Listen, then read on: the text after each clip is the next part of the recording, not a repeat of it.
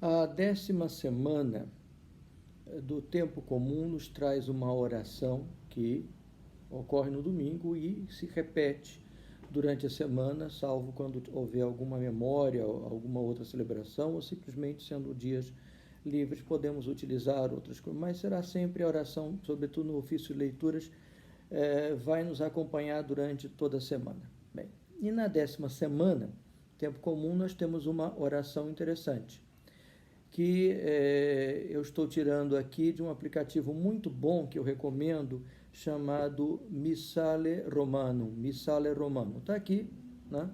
Vocês vão ver aqui ao contrário, né? Mas aí depois alguém me ensina como é que se faz para colocar isso daí na direção certa.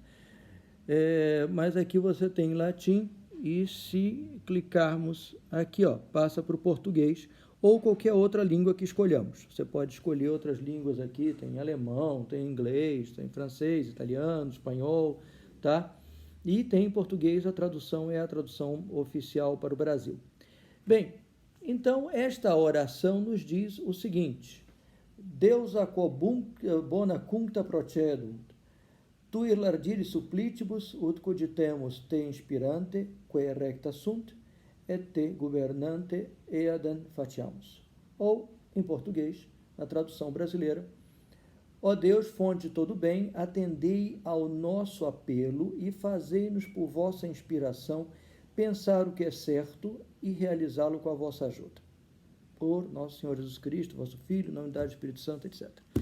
É interessante o seguinte: essas orações, elas nos trazem um resumo muito bom, assim, de uma intencionalidade, de um tema daquela semana.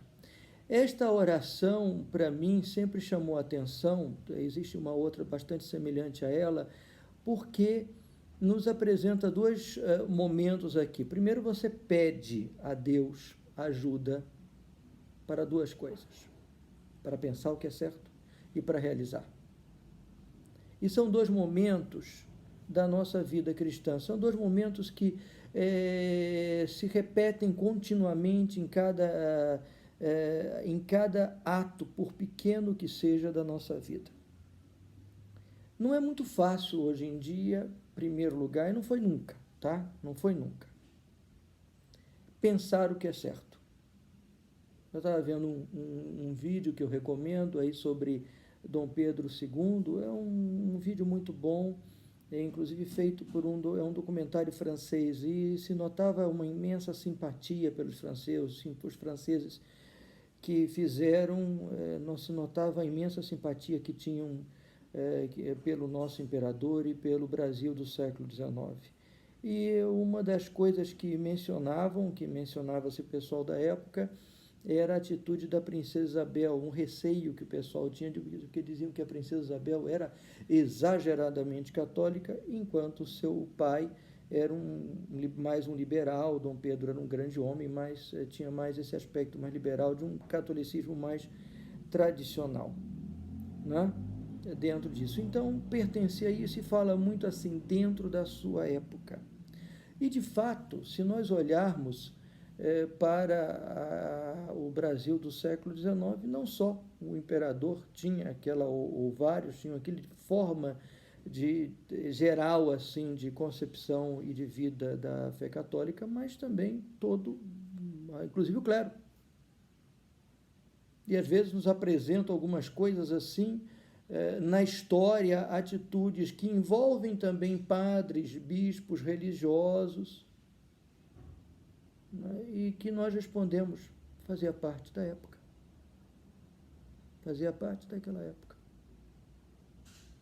Devemos corrigir, sim, toda vez que não combinar com o Evangelho. Mas nós somos homens do nosso tempo, não temos outra escolha.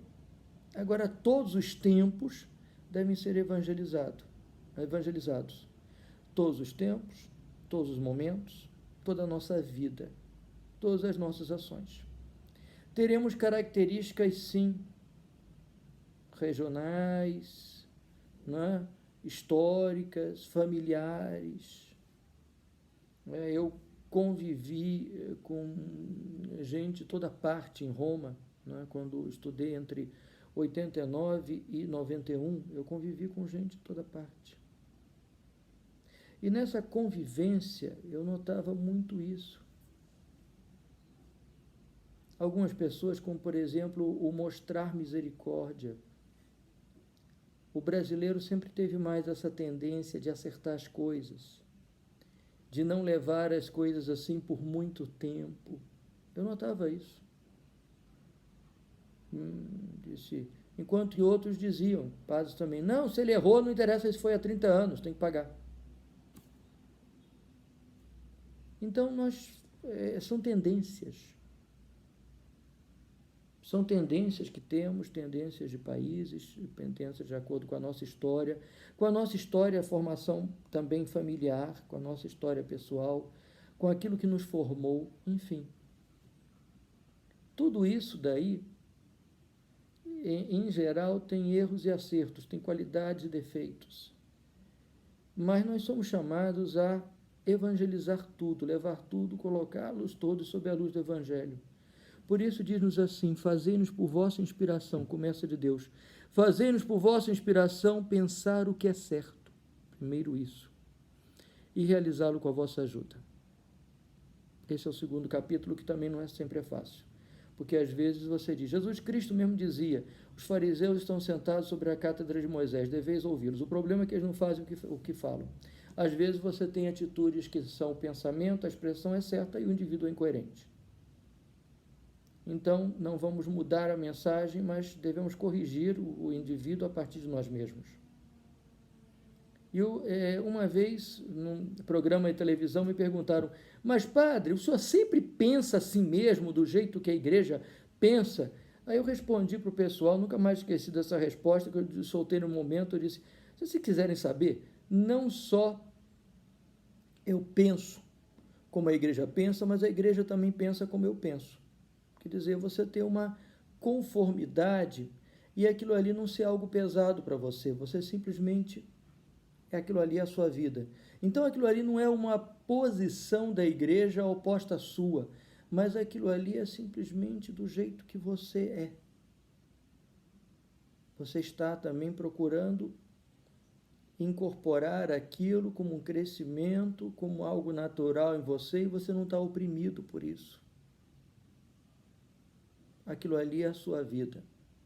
Aquilo ali não é o pensamento de alguma coisa externa que você vai aderir por disciplina, mas é muito mais. Aquilo ali é a sua própria vida, aquilo ali é o seu pensamento.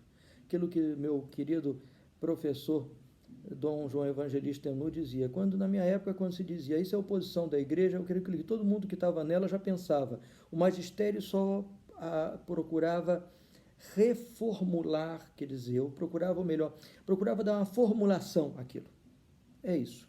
O meu outro grande professor, Dom Estevão Tavares Bittencourt, que dizia, essa para a segunda parte, né? Realizá-lo com a vossa ajuda, que ele dizia, olha, atenção, quem não vive como pensa, acaba pensando como vive. Quem não vive como pensa, acaba pensando como vive. Os santos são justamente aqueles que conseguiram superar essas duas fases, na maior parte da sua vida, né? Integralmente só Maria Santíssima, por especial graça de Deus, Imaculada Conceição. Os santos todos superaram essas duas fases, de pensar como Deus, olhar o mundo sob os olhos de Deus, é a teologia.